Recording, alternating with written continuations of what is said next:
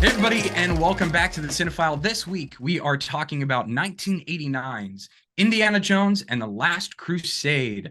This is the third of the, what we would say are the Indiana Jones trilogy. They obviously made Kingdom of the Crystal Skull. We don't need to talk about that. We'll talk about that next week. But we are right in the heart of Indiana Jones, the series where we're going through each of the four Indiana Jones movies on the lead up to Dial of Destiny. Jake, what are your thoughts on Indiana Jones and the Last Crusade? So I've always loved this one. From a young age, this has always been my favorite Indiana Jones movie, and I enjoyed this rewatch thoroughly. Especially because we watched it at practically the same time. We didn't watch it Yeah, we were together, texting back and forth. but Yeah. literally, like, you were like 3 minutes ahead of me in this movie. And so, like, texting back and forth with you, and just being able to talk about it, I knew I was going to enjoy this episode. I was excited for it because I've always loved this movie. It's fun, it's entertaining, it's very different than Temple of Doom, and I would say it's considerably different than Raiders of the Lost Ark as well. So I think that's kind of a unique part about the Indiana Jones, the first trilogy, shall we say? All these movies like you said, Kingdom of the Crystal Skulls next week. Yeah, I mean, and it really, I guess, like, you think about it, like, it kind of feels like a trilogy because they all three come out so close together. Right. They all fit in the 80s. And it really, timeline wise, like, they're all within a few years of each other, as far as like where we are in the story. But no, I love it so much. It's funny. I would say it's the funniest one of the three. But it also has a lot of heart. We get to meet Indiana Jones's dad, played by Sir Sean Connery. And I mean, who else could be Indiana Jones's dad than James Bond? Right. Like, that's just, that thought, like, just it makes me happy. Like, it's one of those things that, like, just makes my brain, like, that's right. That is correct. Yeah. But and so it's, and we kind of we kind of get on a similar, I would say, like, as far as like story trajectory, we are on a similar place to where Raiders is. Like I said, thematically, it's a different movie than Raiders, quite considerably, and I know we'll talk about that. I know you have a lot of thoughts on that, but I do. as far as like structure and where we go with the story, it has very much that Raiders feel, and I think it's enjoyable. It's soothing almost to the audience. Like, oh, like it feels right almost. You know what I mean? Like, it almost, seeing this movie, have that similar structure to Raiders makes it feel like, having watched, the last 2 weeks, it's like, okay, this is how an Indiana Jones movie is supposed to go, and Temple of Doom was kind of the exception. So, but I love this movie. I know you don't quite love it quite as much as me. So I'm interested for this conversation. Yeah, I am too, because I'm confused. Like, this is a movie for me. I remember it very fondly. I always remember it as it being my favorite. But when you watch all the movies back to back to back, and especially like obviously every rewatch of every movie, you're gonna take away something different. Um, but this one, it's not that I didn't like it. I like it a lot. Mm. It's just here's how I can explain it best. So, for those of you that have graduated high school, when you when you're like a junior in high school, like a sophomore or a junior, most people are kind of into the books, or they know they've got it, they got a rhythm down. Um, they're not freshmen anymore, and so they can kind of confidently walk around the school. But when you are a senior, a second semester senior, you're kind of like, okay, this is like the greatest hits. It's like kind of like Okay. one last ride. Um, and what I would say is that that's the difference between these two movies. It's the same high school, and you're the same person, but In Raiders, you're kind of more by the books. You're a little bit more rigid's not the right word, but a little bit stiffer, a little bit more poised.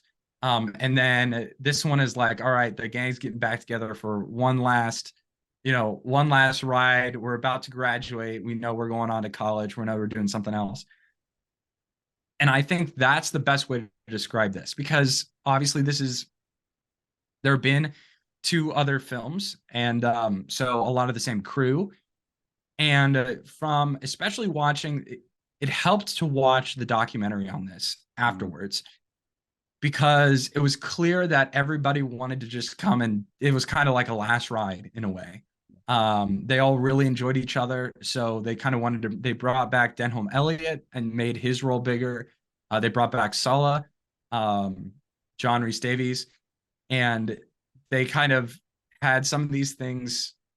They explored Indy's character more, but it was like they kind of wanted to have fun. They wanted to have their friends hang around, because the beginning of this movie is eerily similar to Raiders. Yeah. Which I like. I like that this movie starts out very, very similar.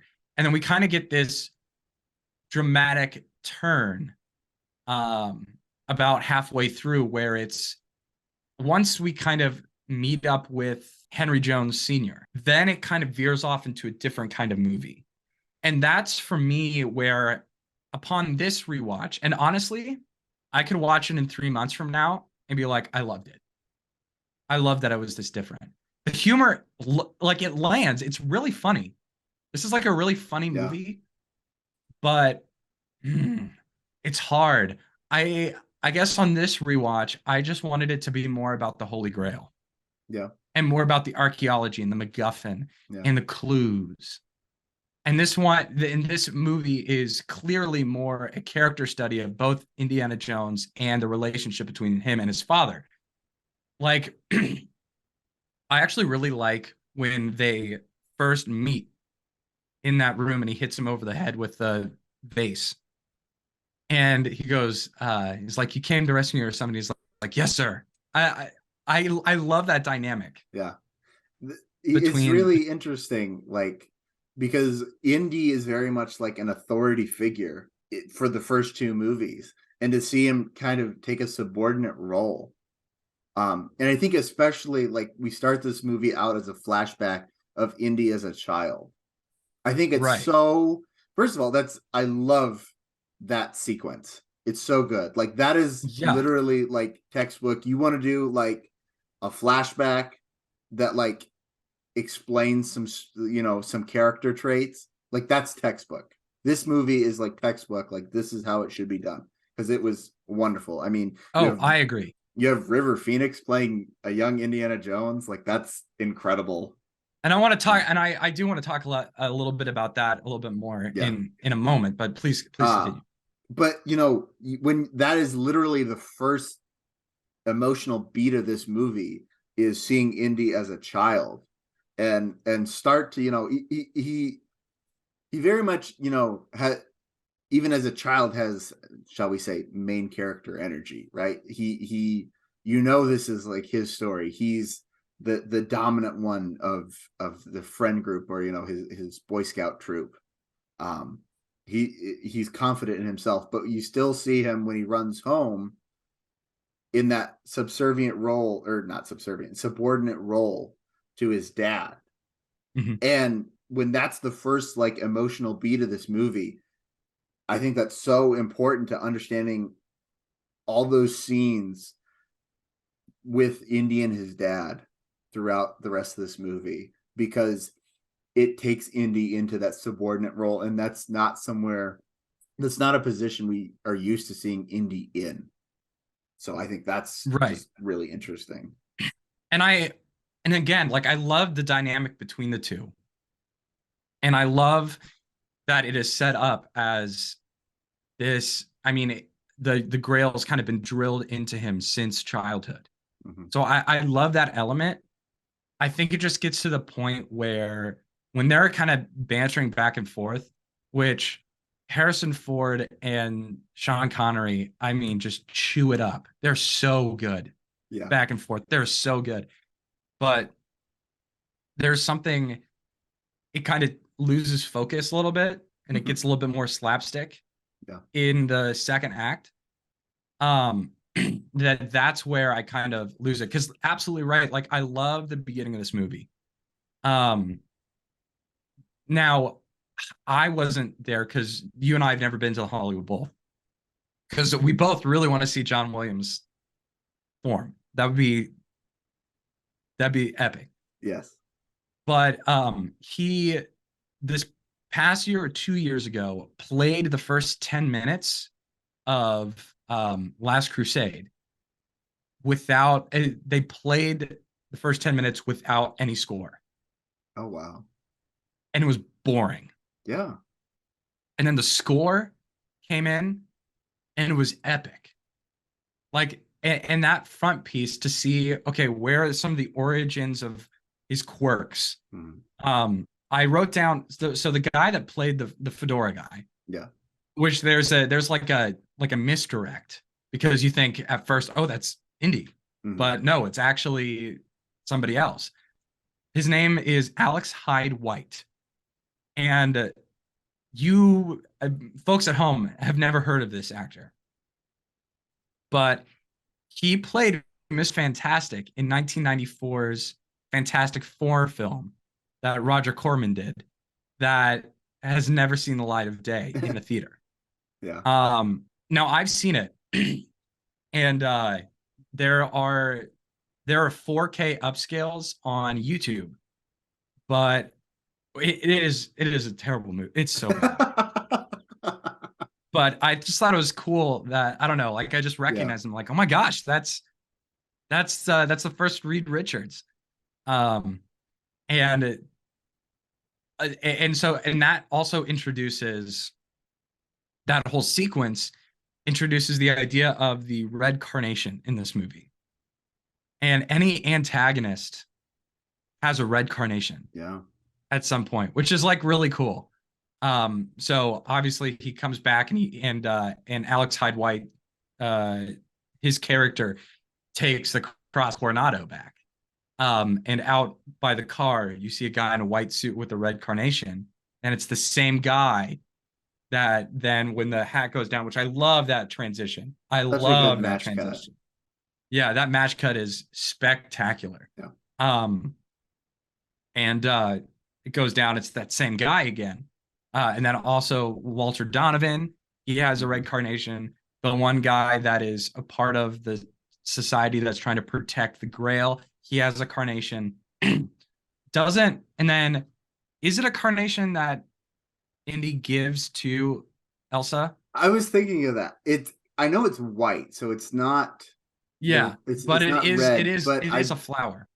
And it might be a carnation. Like, okay, carnations like are very, like that's usually your go-to flower, for like, if it's not your go-to flower for like boutonnieres per se, but like if you're gonna like stick a flower like in your lapel or whatever, or you're gonna give a flower to a woman, I feel like carnations like the go-to. So I would guess that it's a carnation, or at least it's supposed to represent a carnation. Yeah. And so we see that, and that all kind of stems from this prologue. That is just, it's a masterclass. It's a masterclass. River Phoenix plays young Indy, and he played he played Harrison Ford's son in Mosquito Coast. And he talks about, and obviously River Phoenix passed away in the early 90s. But he talks about playing the son of Harrison Ford and then seeing some of how Harrison Ford had the mannerisms, and he looks a lot like a young Harrison Ford. Yeah. And so even some of the mannerisms with when they're walking into that cave, the beginning, and then I don't know, Porkins, whoever that guy's name is. I just literally thought Porkins, young Porkins, walks by, and then you see him, and he kind of like does the head turn. Yeah. And obviously he's silhouetted, and it looks, you're like, oh, that's Indiana Jones. Just the way in which it, and I also love when he comes out and he goes, You know, he's like Scoutmaster, and goes, everybody's lost but me. which is that's Rhea for you. Rhea does not know, my sister Rhea struggles with maps. And so she like got lost in high school like her sophomore year. So she, you know, everybody got lost but her. But yeah, so it's Call okay. her She doesn't, Marcus Brody. yeah, she's never gonna know I talked about it. But yeah, and let me say again, I'm gonna say this a couple more times. I like this movie a lot. This may be my favorite Indiana Jones Yeah. movie, but I'm not just going to pretend like I don't have some issues with certain Yeah. things. It's just they feel out of place. Yeah. And so like I said, like the humor, as much as I love the dynamic, it just didn't feel right. And so you have this opening that feels very Indiana Jones. And you have it all the way until, you know, he meets Schneider. Um, and then they go and they find the catacomb, which is like a really great moment. Yeah. And then and he finally gets, you know, captured, and then when the Jones son and father meet up, that's where the movie, in my opinion, kind of gets a little slapsticky for my liking. Yeah. And I think I understand where you're coming from. And I agree with you that it feels different. I think where I think we differ is I like it, and I like that we're taking a different approach to an Indiana Jones movie. So Yeah. I agree with you in all the things you're pointing out. I agree that things are different and it goes in a slapsticky way. I think it's just a matter of a difference of opinion, whereas I like it and that's fine. I like it too. Know? It's just, yeah. Yeah, it's different. I'm so wishy-washy on my opinion on this. I think it's so interesting that the slapsticky bit, you know, the middle, I don't even know if I call it, it's not really the second act, the middle portion where it's kind of Indy and his dad are on this, you know, this kind of quest within a quest, because they have to escape, and then they go to Berlin to get the Grail diary. And yes, Questception. Questception. But you're right. It is a little slapstickier. It's funnier. There's more jokes in it. Just the dialogue between Indy and his dad is so much funnier.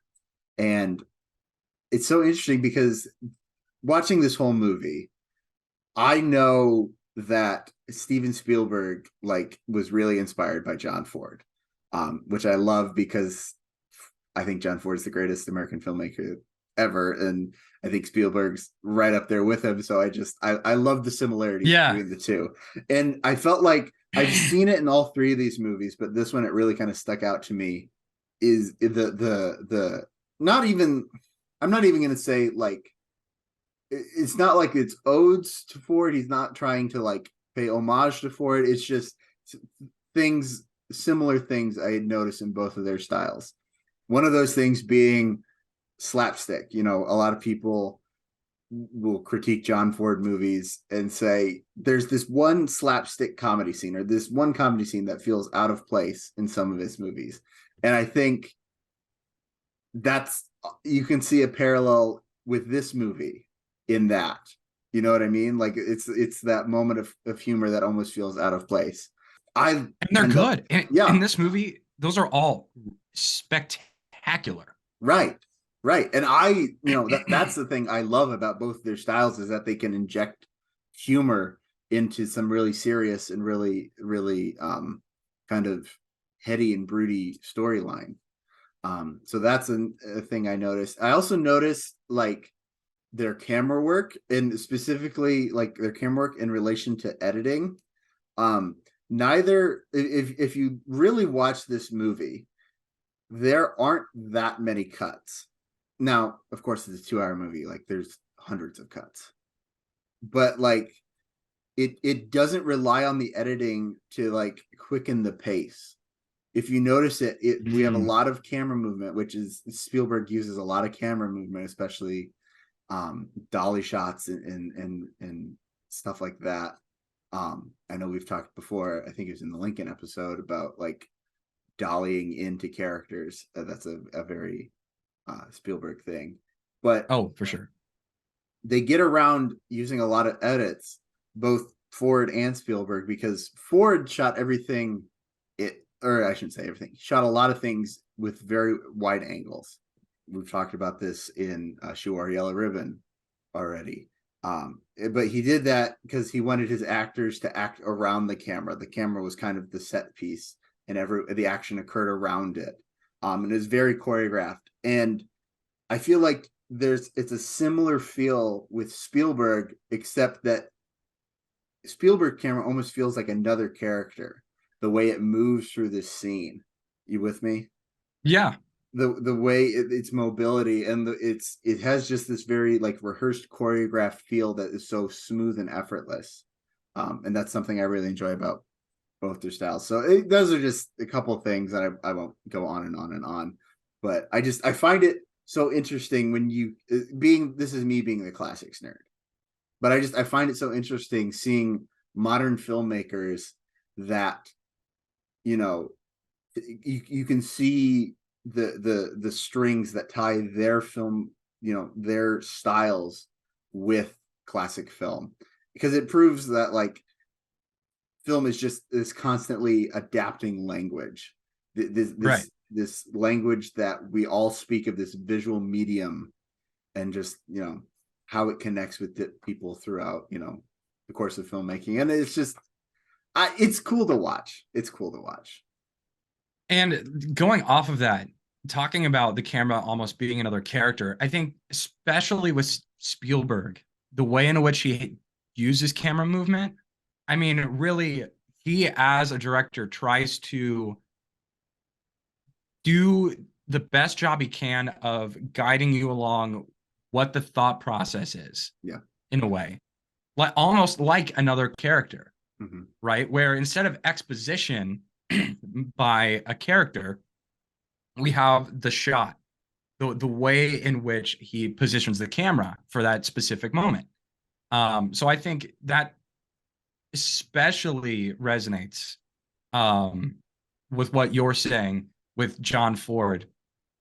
That yeah, it's almost like it is like this other character or this focal point of to help the audience understand and have feeling and momentum where you don't need so many edits. No, I completely agree with that. I think that's daft of you to say.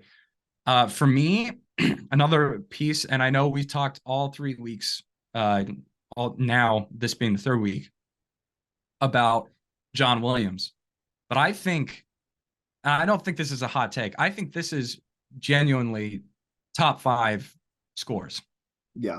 of It's his. so good. It's so good. And I mean, I texted you um, about specifically like the Grail theme. Yeah. It's just so regal. Mm-hmm. And it just happens again and again and again throughout the film. And then when it's Harrison Ford and Sean Connery, it's the da da da da da da da da da da da da. And you get that, and you also get that at the beginning. But I think this just helps cement the story. Yeah. It brings so much. I mean, the tension, Mm-hmm. the tension that it helps create in this movie, and it also is like it will highlight some of those more slapstick elements, like when Sean Connery drops the lighter on the floor. He said the floor's on fire. You Dad, know, what? just Dad, what? Dad, what? um, and so that Yeah. specifically is it's just so good in this. I listen to this score a lot Yeah. because it's just so deep and it reminds me so much of the film. Yeah. Um, I know you had said earlier, I think it was the first one, the first episode in our Indiana Jones series, that you really wanted to get into the score for this movie. And like I hadn't remembered how good the score was, but like intentionally looking for it this rewatch, I'm like, oh my gosh, it blew me away. And they use music in such a way that it's like it communicates so much emotion. It's Yeah. really an emotional guide for what you're supposed to be feeling, and what our characters are feeling with this. But if you think about it, there is a lot of music, but not one note of it feels like it's too much. There are some movies I watch and Mm. I'm like, you're overusing score. We don't need score here, or we don't need, a lot. It really happens with people who work in songs, and it's like Okay. you don't need a song here. You don't even need like you don't need music. But I feel like that's something that Spielberg and John Williams, they've worked together so many times. They understand it so well of what the story needs when it comes to the score, and it's everything is just like perfect here. Even like you hear a little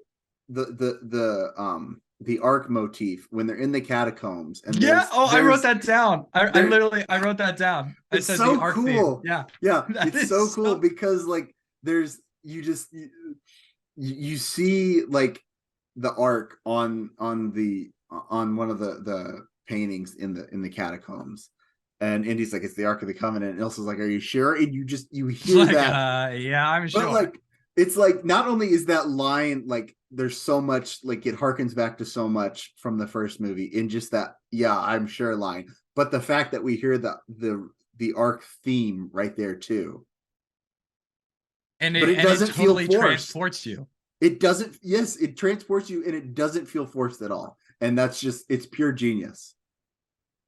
Yeah. And I think just so much of this film, the way it's like it's the roadmap. It's Mm-hmm. the emotional roadmap. And it almost, I mean, obviously it acknowledges the kind of more slapstick humor elements. It acknowledges that with the kind of more staccato elements of the da da da da da da.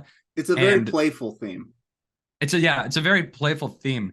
But also it just zips you right back in when you hear the da da da da, Mm-hmm. of like the Grail theme.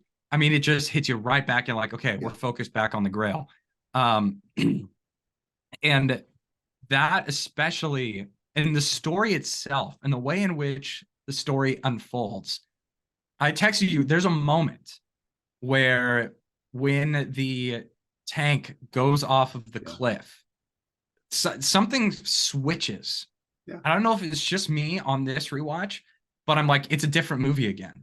Yeah. It's It's like the like, first portion of the movie and the last portion of the movie are different than this mhm. kind of buddy cop Yeah. in a way in the middle. And I'm not saying that's bad, it's just Yeah. different. But I'm like, there are just stakes, as you Mhm. said, as you texted. You're like, the stakes after that, there are some. Yeah.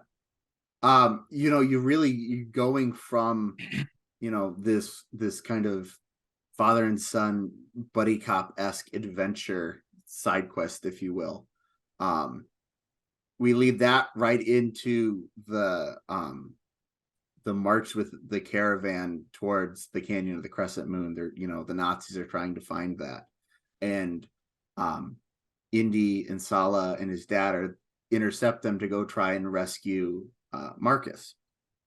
And just the way that we flow into that, it feels like, even though like it's an action sequence, and like we're shooting people and people are getting run over by tanks, and like it's action packed and it seems more serious, but it almost, because you know because we don't feel like Indy's in peril necessarily. It feels like we're still on this lighter, adventure, playful quest kind of feel vibe. You know what I mean? It feels still, we're still used to that lighter feel. But as soon as there's a question of, did Indy die, which, you know at the time, like, this comes out, this is the third movie, you know it's logical to think like, they're probably not going to do another one.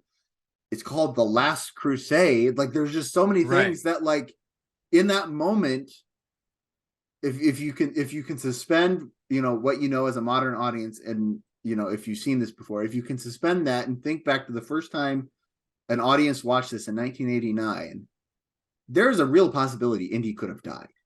Yeah. Like, story-wise, it could have been supported that Indy died right there. And it's all like, you believe it because of Sean Connery's performance. I will say that. You believe it because of his performance right there. And actually, if I remember right, there is no music there either. And it is more powerful without the score. It is more powerful hearing him shout Junior in such like a desperate fatherly way.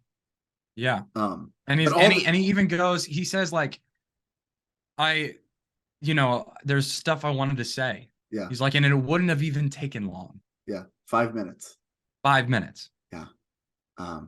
Which is like such a turn, because when Indy, they're having the conversation on the blimp, and Indy's like, well, we never really had much of a conversation. We don't talk much. And he's like, well, what do you want to talk about? And he just is very flippant about it. But now it's like, it's almost like he is his, Indy's father understands the gravity of not having a relationship with his son, and realizes that he almost lost that. Yeah. But it's all those things that combine in that moment to like shake us back to a serious reality of like that, like there are things at stake here. Yeah.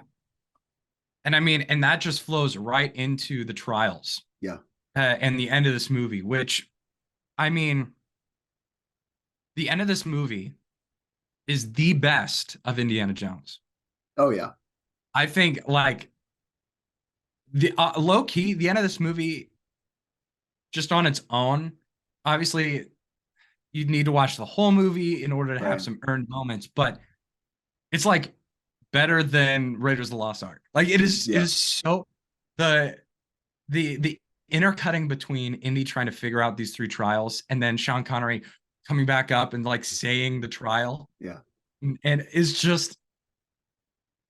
so good. It's so good. And as you folks know, you've been hearing me talk about how I'm kind of unsure on my thoughts on this movie. Not that I don't like it, but it's like I wanted it to be something else. Mm-hmm. By the end of that sequence, I almost forgot about all the slapstick. It was that good. Yeah. I like half the movie is like a little bit slapstick. And I just like, based on the last 10 minutes, I'm like, you know what? Don't even care. Like, like I don't even care. This movie's amazing. I literally texted you. What did I say? I was like, holy crap. The third act of this movie hits so hard. I said, the moment the tank falls off the cliff, I'm sucked back in.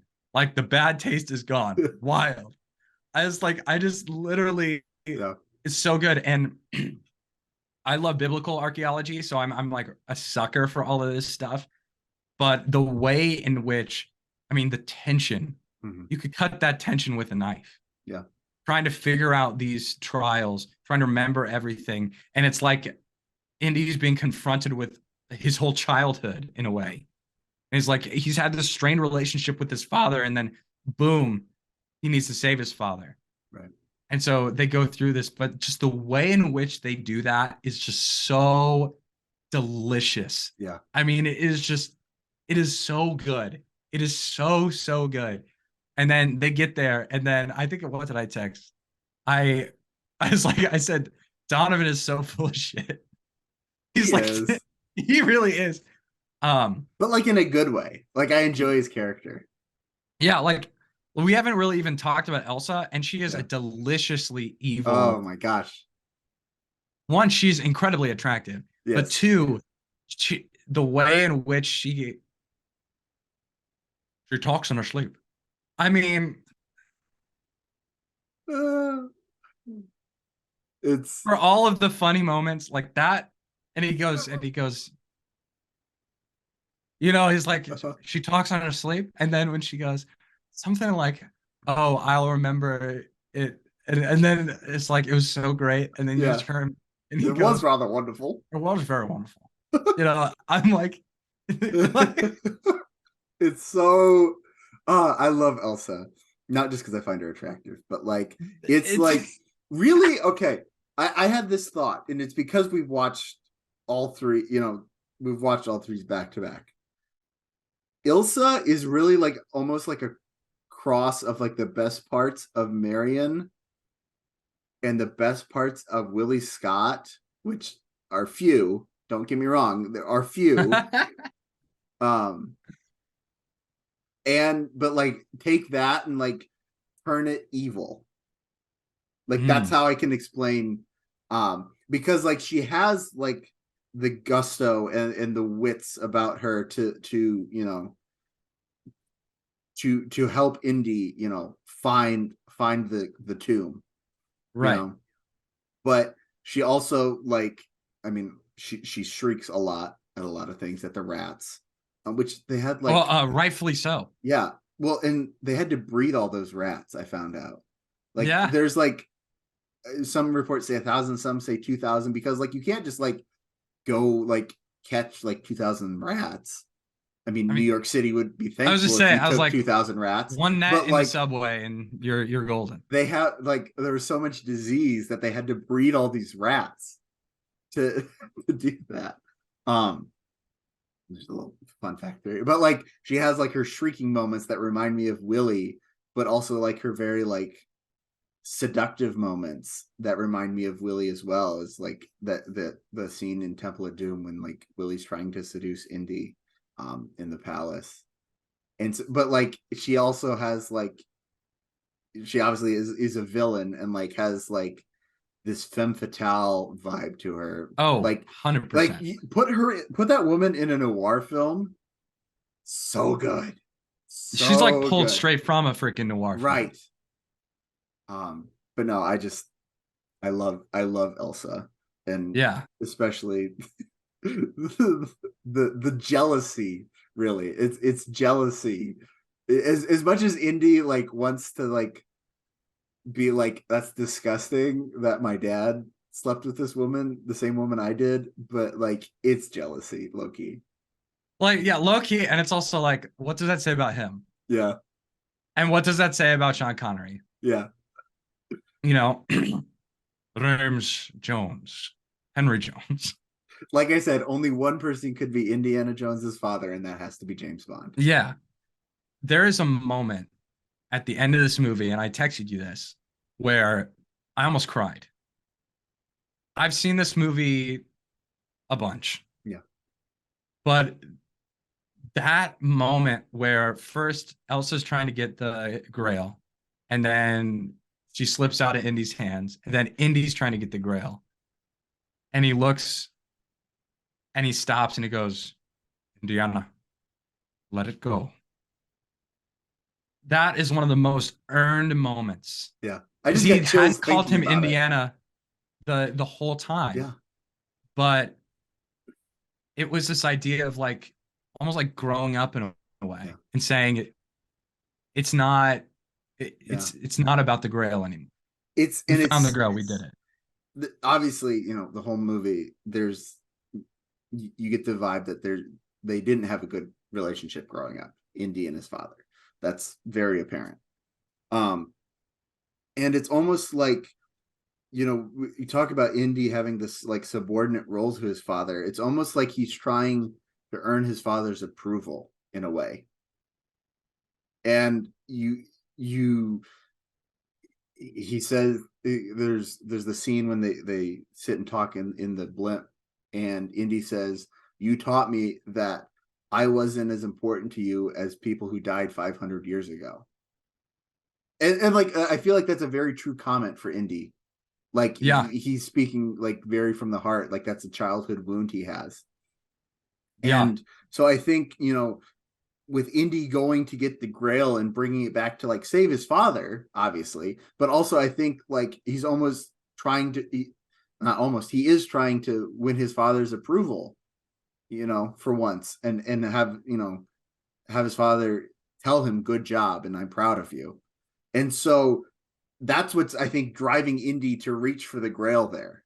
And then Mm, for Sean Connery to be like, to say, let it go.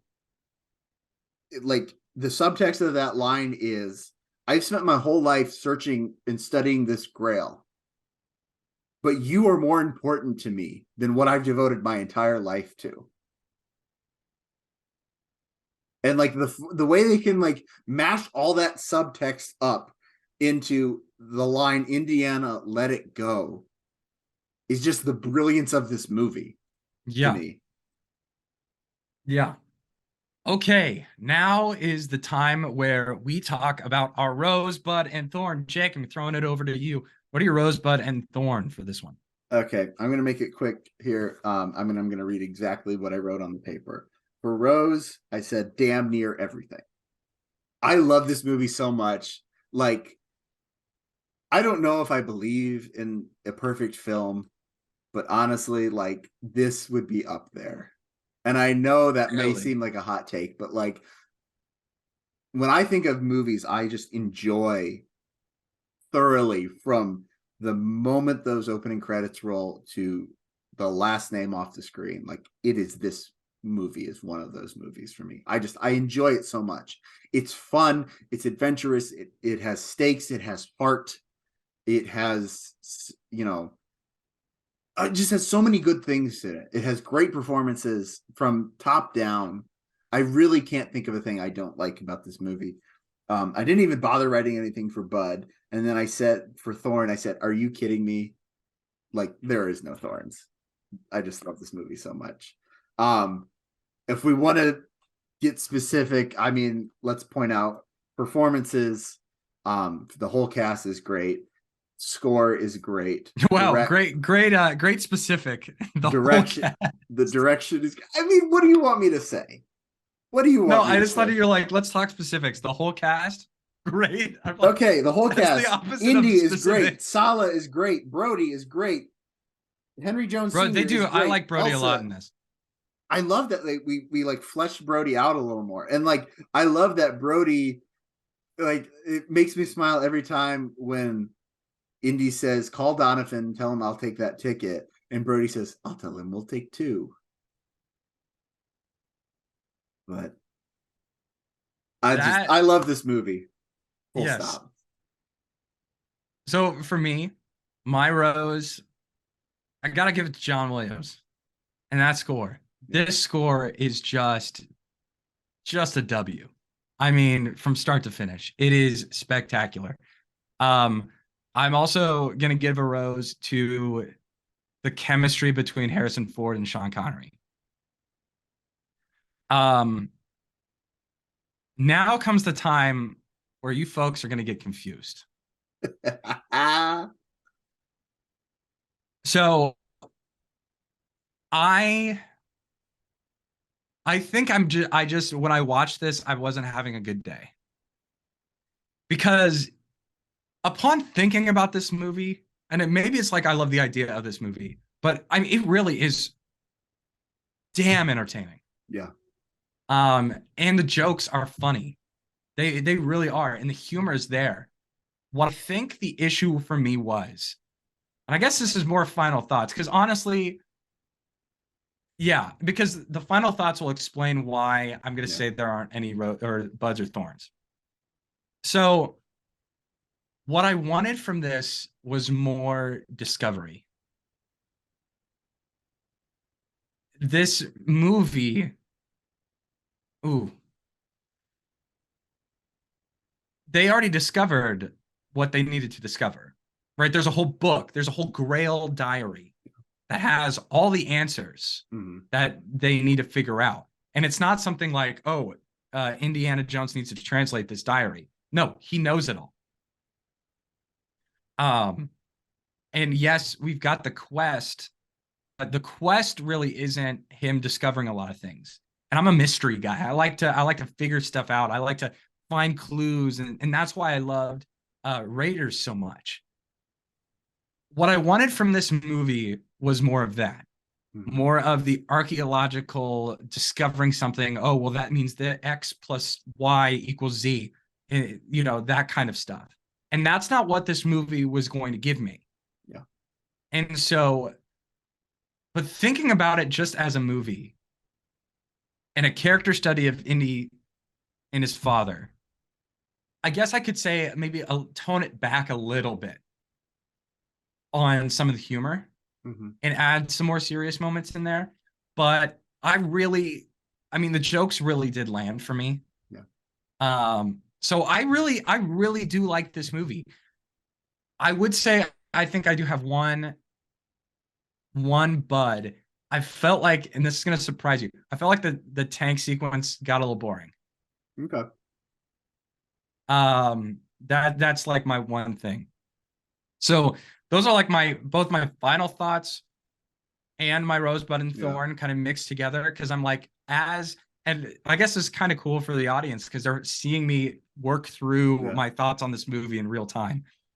But Jake, I'm gonna pass it over to you. Who do you think I am? I said this in Raiders. I'm gonna say it again. I think you're Brody. Um,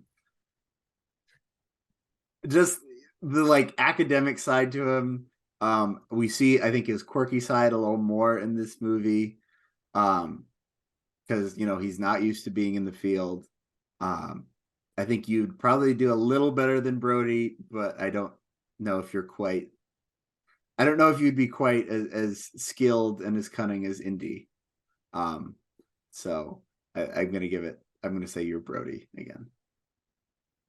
For you, I gotta go with Henry Jones Sr. I Oh, I just know how much, like, I don't know, you like this movie. Sean Connery is just such a big integral piece to it. yeah, And it's like you're funny when you don't think you're being funny, in my opinion. And that's like low key what Sean Connery was in yeah. this movie. So I have to give you that. And I would Um, also use birds to take down a fighter plane and then quote Charlemagne. Like that is a plausible thing that I would do. that was elite. That was elite. What are your final thoughts? We kind of already covered my final Yeah. thoughts, but what are your final thoughts? First of all, I I I love doing this podcast and I love doing it with you because of these moments when we get to, talk about movies and like you just did, work and process through your thoughts in this movie real time. I think that's wonderful and That's it's something yeah. I love it. I absolutely love it. My final thoughts on this movie, I see what you're saying as like you wanted a Raiders 2.0 kind of. And Yeah. I agree that that would be an entertaining movie. What I'm going to say is I felt like Spielberg approached this movie and said, "What haven't we seen from Indy? Where haven't we taken this character?" I feel like that's what Spielberg and George Lucas said. And they said, "Okay, let's get him out of his comfort zone and make him uncomfortable, aka bring in his father and sort through all that." Because it's such a good subplot to this movie, and I love it so much, and it's so entertaining because you're seeing two incredible actors, two of the greatest World actors. class. Yeah, World class. both of them just top down in their filmographies, just wonderful actors. I love them both. Um, but just to see that play out on screen, I love it so much. And I think because they were like, okay, if we're gonna do that, then we're gonna have to pull back on some things. We're gonna have to make time because I don't. I said this. I think it was the last episode. These are very much like trying to hit that 2 hour mark, Yeah. which is in line with the adventure, pulp serials that inspired Indiana Jones in the first place. And so to hit that 2 hour mark and feel like you're not rushing anything, I feel like they're like, okay, we have to pull back some stuff. And so you saw the archaeology bit using the Grail diary to find the catacombs and like piecing together that last little clue of the puzzle. But once we do that, we really kind of don't get to the archaeology bit until we use the Grail diary at the end. And I think they decided that like we're going to make room because that chunk of the story there that I just talked about, you know, from finding the catacombs and everything to you know, using the Grail diary to get the Grail, we use all of that to explore Indy and his father.